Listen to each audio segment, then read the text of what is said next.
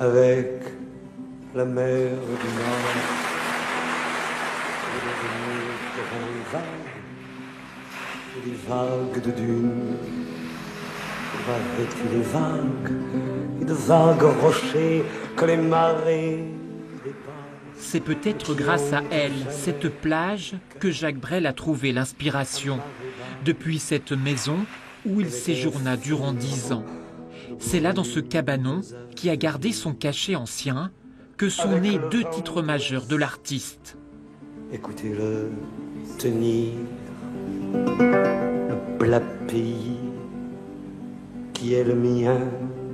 Brel habitait donc dans la maison à côté de laquelle nous sommes, mais de l'autre côté de la baie, ses prestigieux voisins, si on peut dire, ont été Hélène Gray dans les années 20, et ensuite, beaucoup plus proche de Brel, Corbusier, qui était donc là aussi, avec le cabanon.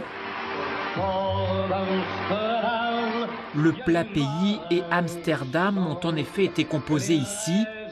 C'est en 1961 que Jacques Brel achète cette maison pour y vivre jusqu'en 1971 avec sa maîtresse. À l'intérieur, certaines des pièces sont restées en l'état, à l'image de la salle de bain.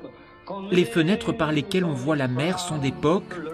Dans les années 60, Brel est tombé amoureux des lieux, propices à l'écriture.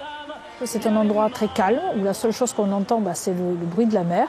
Et donc elle est retirée de tout. Elle est absolument retirée de tout. Ce qui était venu chercher, on le sait, Brel en venant habiter dans cette maison, être retiré de la vie et de la ville aussi. La demeure appartient désormais à un architecte, tandis qu'un peu plus loin, une plaque rappelle que Brel a vécu ici peut-être les plus belles années de sa vie.